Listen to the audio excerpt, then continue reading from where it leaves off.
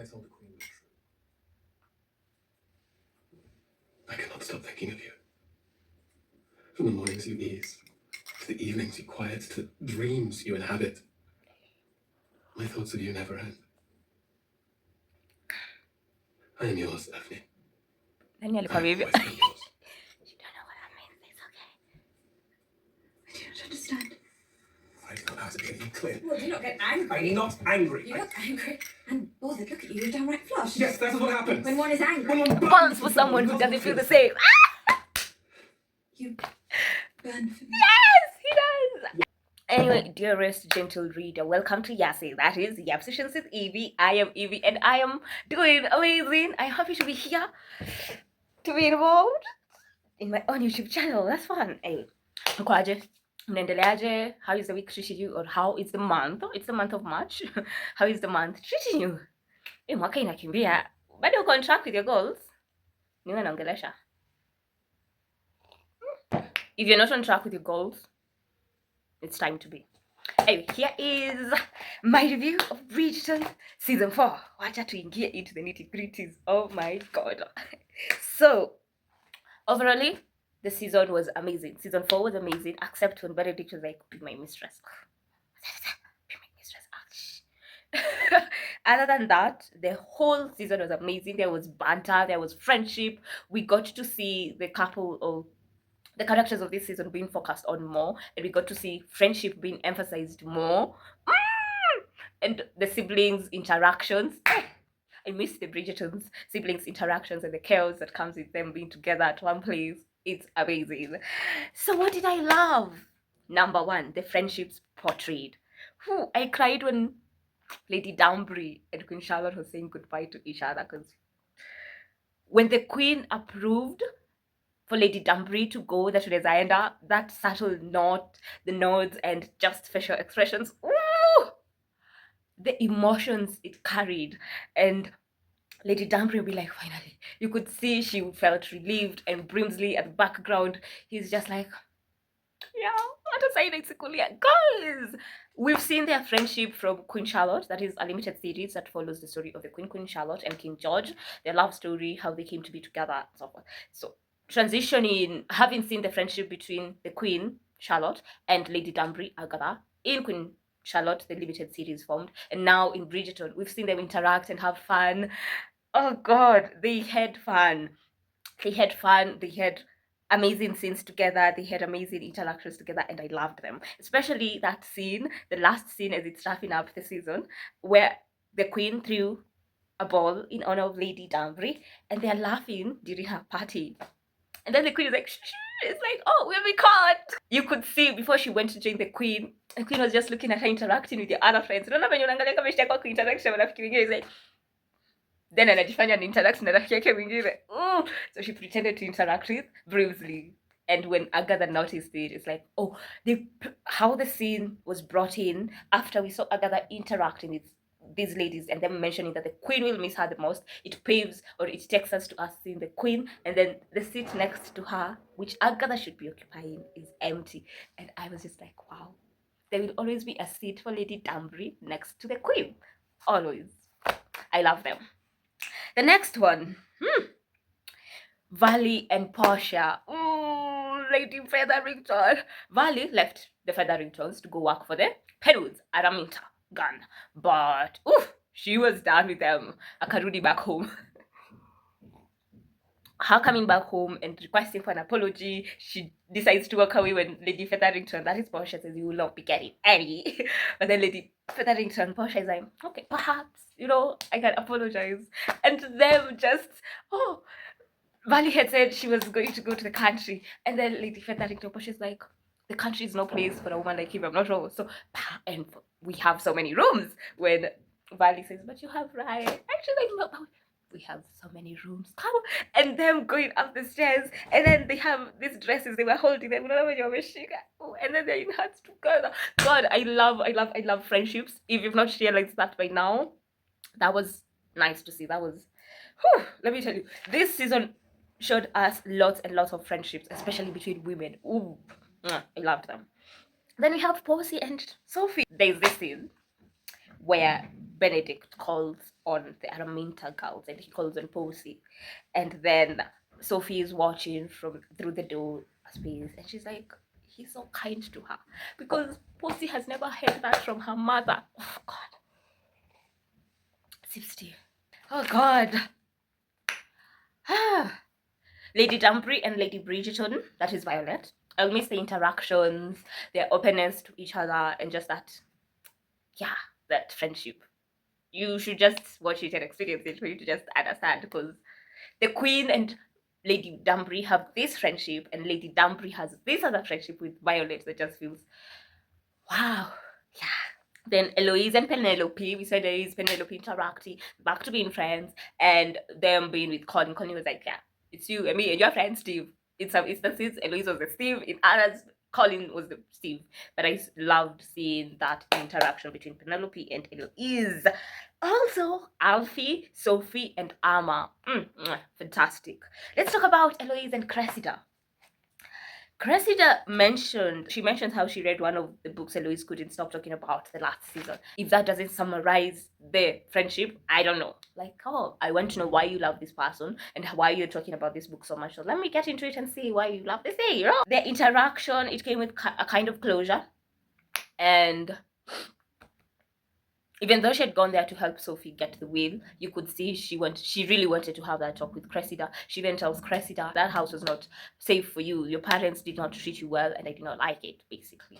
And even when Eloise is interacting with Posey, she mentions how one of her friends experienced the thing she's experiencing, and in this case, my mind went to Cressida, and she says she's doing well right now, so Posey will be okay. Francesca and Michaela, them accepting each other's personality. Francesca learning to accept that, oh, she is this chaotic or she's this person, and Michaela learning to be like, oh, Francesca is this kind of person. Them having to celebrate John's death instead of carrying the burden and grieving, and Francesca pretending that she's okay. She allowed Michaela to let this other side of what John would have loved come to light, and the family gathered, the two families gathered, they celebrated him, they danced a dance that Michaela and Michaela and John were dancing back when they were young. I loved the interaction. I did not like that Michaela left though. We'll get there. Relationships. My one and first relationship is the Mondriches. Ooh, yeah, that is the definition of a healthy relationship for me. That's fantastic. Then Benedict and Sophie. I'm glad he came to his senses, because why would you ask Sophie, be my mistress? Shut the fuck up. I'm glad he came to his senses, and Sophie wanted to be loved in public, not in private. In public, she did consider being his mistress when she thought she was with Charles. She did consider being kept private, but she wanted to be loved loudly, to be loved publicly, because all her life, her stepmother has kept her in the dark, private. Like, no, she's not a gun, but she's a gun, Araminta Gun. Gun is the Penwood name. Gun is the father to Sophie, and he died. And Sophie always had to identify herself with her mother's name, Sophie Beck, instead of Sophie Gunn. So she had to keep this part of herself secret. And the thought of, oh, you want to love me in secrecy? Oh, what the heck? Anyway, she did consider it when she thought she was pregnant. We also saw relationships between daughters and mothers, Araminta and her daughters. It was so easy to hate her while also be like, why are you this way? I loved her character. The way she embodied the villain, and she made me feel like, oh, if only I can get through this screen and beat you. I like how she embodied the character, and I like how she made us see the different interaction between mothers and daughters. On one hand, we have Araminta, who is treating Posey and Rosamund, I think that's the other girl's name, so differently. And we have Violet Bridgerton, who has daughters, and she's treating them like, oh, you can tell this is a safe space, while this other one is not a safe space. That whole different dynamics, it was amazing, because you can tell, oh, just because we've both grown up in this home, we won't turn out the same. Because yeah, they grew up in the same home, Rosamund and Posey, but Posey was kinder than the other girl, the elder sister. And on this And just because we've grown up with love, that is the Bridgerton girls. We have Daphne, whose season is season 1, Eloise, Iacid, Francesca, and so forth. They all have their own definition of love, and just because we've grown with it doesn't mean that is the kind of love that we will find, or that is the kind of love I want. We do want the love, but it will speak differently to each of them. With Francesca and John, it's silence. It's like they understood each other in the silence. With Daphne and the Duke, it was all passion. With Eloise, it's like, okay, she did not want to get married. She didn't want marriage. She did not even want to be involved with all those process. She was even kind of mocking it, or be like, why would ladies go through that hectic process just to be chosen by a man? She did not understand. However, this season, when I saw her interaction with Hyacinth, I feel like she did step up to be an elder sister. Alichukua huo your position venye Daphne angechukua, Daphne akuwa. And they need to bring back Daphne because there are scenes I needed her to be in. When Francesca was being examined, whew, and Eloise and Violet are holding her hands, and all the three of them are just crying. It was emotional. It was sad. It evoked anger and all that. Just go watch that scene, God. Cause yeah, nalia juu ya Bridgerton. My goodness. Yeah, that scene. Yeah. Whew. I don't know if I want Francesca's season to be next or Eloise's, because with Francesca I feel like we've already been introduced to her with all that, and I want her season to be next, but then I'm like, okay, maybe not. This season pulled our hearts. It trickled all the strings of our hearts for love, for grief, for sadness, anger, passion. Nakwambia tu ulikuwa unafika, tulikuwa tunaenda hivi, jeez, unalia, unacheka. They outdid themselves, but still nothing tops season 1 and Queen Charlotte. My rankings, bado Simon, Daphne, George, and Charlotte are my number ones, Anyway, we have Violet and Lord Anderson.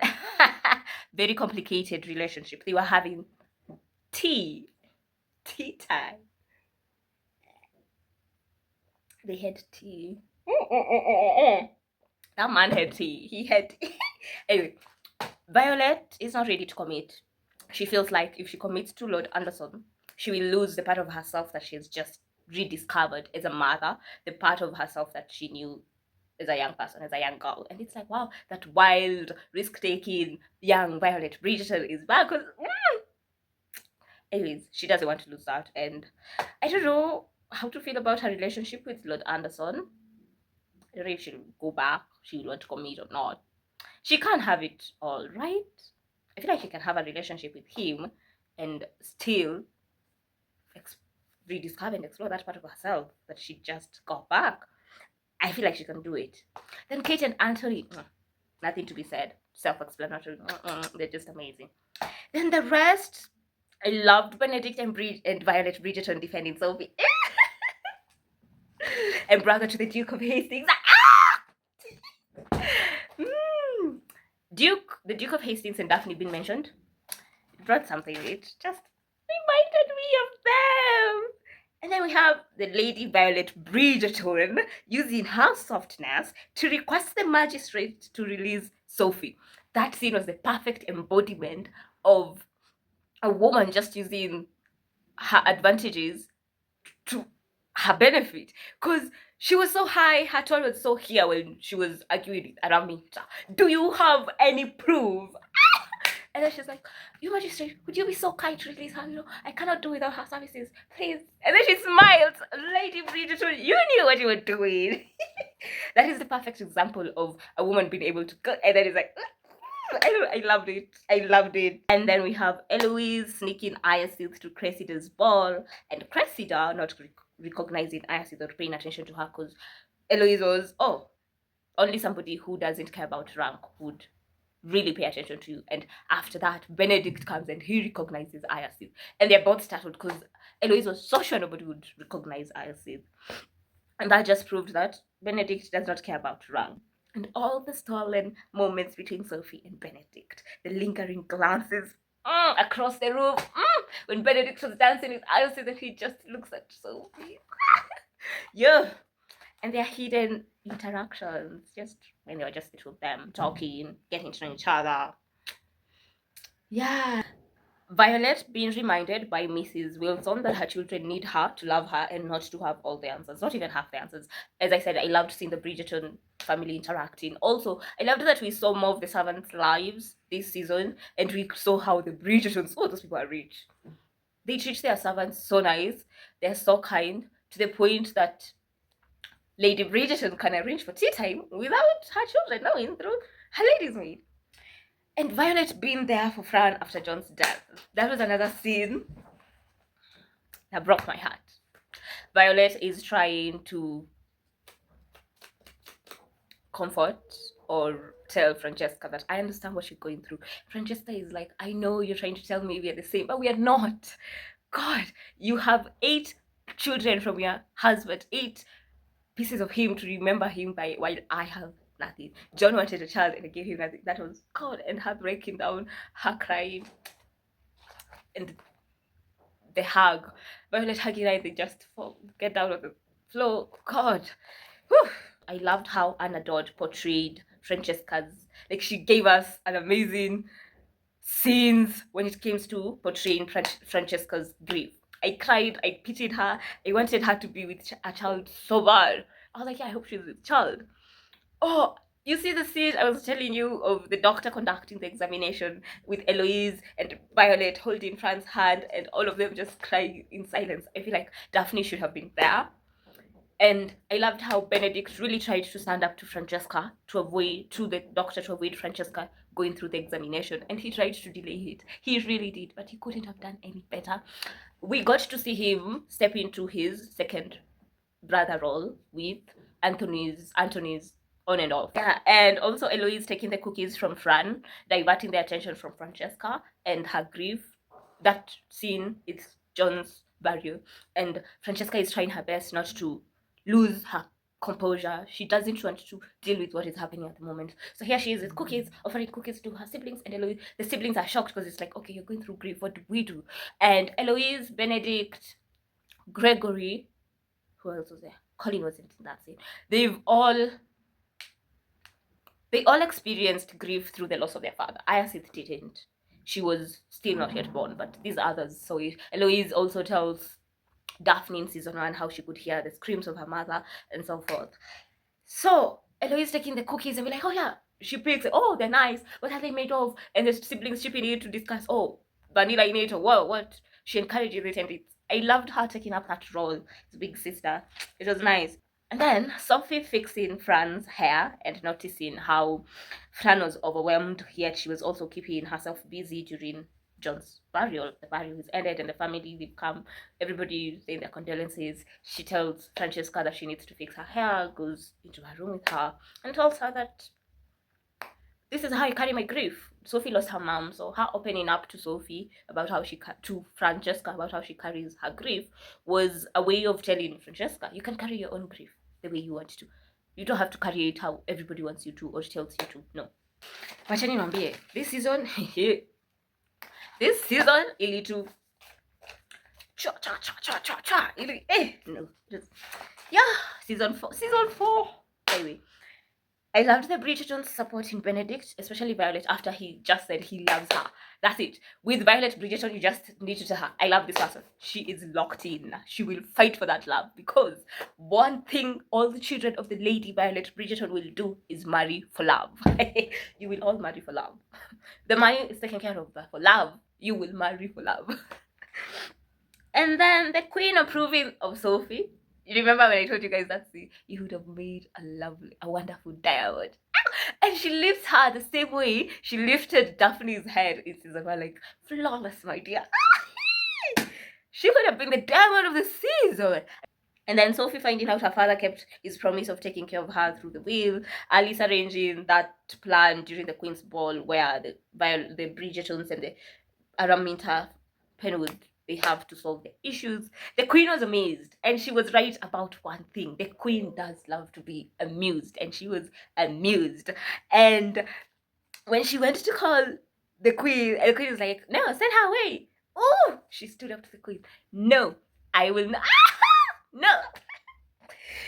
when Lady Danbury tries to interject and defend, and she's like, no, you knew once people wanted to shut you away, and Lady Danbury took a step back and sat down. She was so proud, like, damn, this is going to be amazing. Can't wait to see more interactions between the Queen and Mrs. Mondridge. Whistledown's last issue at Cressida's party.